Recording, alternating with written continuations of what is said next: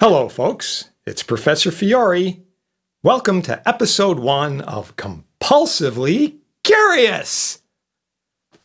What's compulsively curious? Well, maybe you're like me, maybe you're like a good friend of mine who likes to say that his OCD is so bad, he has to pronounce it CDO. A compulsively curious person is a person who sees something that's a little weird, a little strange, not exactly what they expect, and they follow it. They have to find out the answer. How does this thing work? Why does A come before B? Why did they design it that way? How come this happens when that happens? What's the deal with this thing? So you chase it, and maybe, if you're lucky, you find something interesting. You learn something you didn't know before. Cool, right? I think some of the greatest scientific and technological achievements have occurred because of people who are compulsively curious. So we're going to look at a bunch of different things. Small things, mundane things, big things maybe. You know, like, I don't mean physically big like elephants or battleships. I mean, maybe like social structures, economic systems. Maybe those are the kinds of things that, get the wheels turning in your head. But today, we're going to look at something very simple. Toothpaste, or more specifically, the kinds of boxes and packaging that toothpaste comes in, at least some kinds of toothpaste. And right now, you're probably thinking, what kind of drugs are this guy on? I'm not a fan of recreational drugs. I don't need them. Why? Because I'm compulsively curious. That's why. Okay. So one day, here's my story. One day, I get a new tube of toothpaste.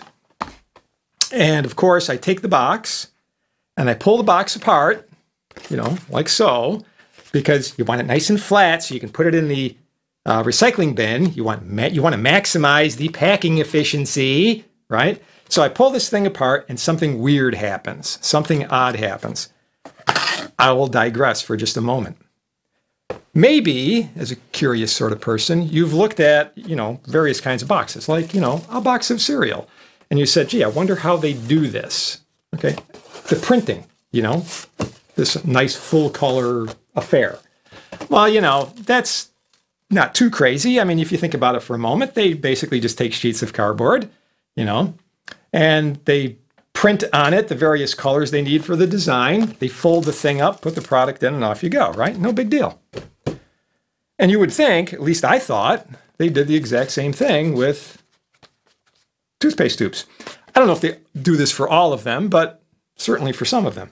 Anyway, I'm taking this thing apart, right? I slit the thing down, go fold it all up. And I noticed something weird. Along one of the edges, it's like delaminating. But I don't mean the cardboard is delaminating. It looks like the printing is delaminating. So, being compulsively curious, I got to go and start pecking at this thing. And I discover something really kind of weird.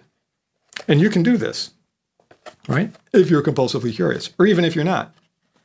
So you get your fingernail, and you want to get right along one of these edges. You might need an X-Acto knife, okay? And this might take a few minutes. Patience is a virtue. But you peck at this thing, okay? And eventually, get over here, come here. And eventually, okay, you will get this. All right, I don't know if you can see that too well, but there's a film, all right? And I'm going to just slowly start to peel this film.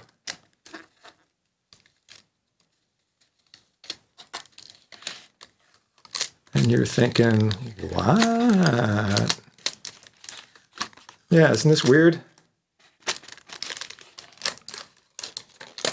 See, if I wasn't compulsive about my recycling, I never would have done this. I would have just crunched up the box and thrown it in the bin.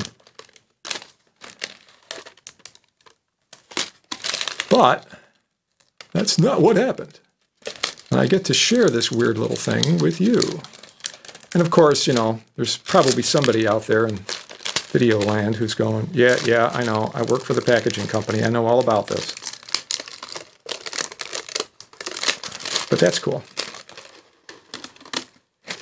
See what's happening here? So this whole thing is delaminating. So the cardboard just has this kind of silver backing.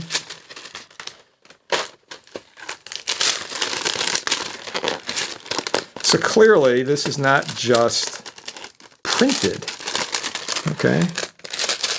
They didn't do, you know, like this guy, and just print, you know, some heavy-duty industrial ink on here. Oh, that tore. Okay. All right, good enough for our purposes. So you can see what's going on here.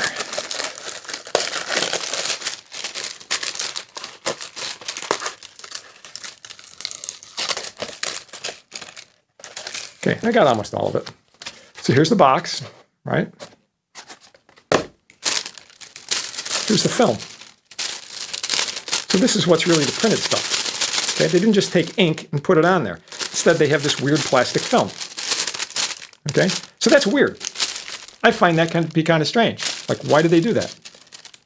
That's the really curious part. Why did they do that? And does it have an effect elsewhere? Well, I'm kind of guessing here. I'm guessing that they do this because they can get more intense colors and they can get a really nice white, sort of a glossy kind of background, glossy white that's going to grab your attention in the store. And of course, it's toothpaste. So the whole idea here is, you know, hey, you want white teeth. You know, you want supernaturally white teeth. Well, not really, but I guess some people do. So if you have that, you know, you get this nice glossy kind of finish that you don't get on a normal cardboard box. And you have this sort of intense, highly saturated color. All right. So that's my guess for that. But the second part of this is, how does this affect the recycling? You know, I don't really know for sure, but just recycling cardboard has got to be easier than recycling cardboard with plastic film.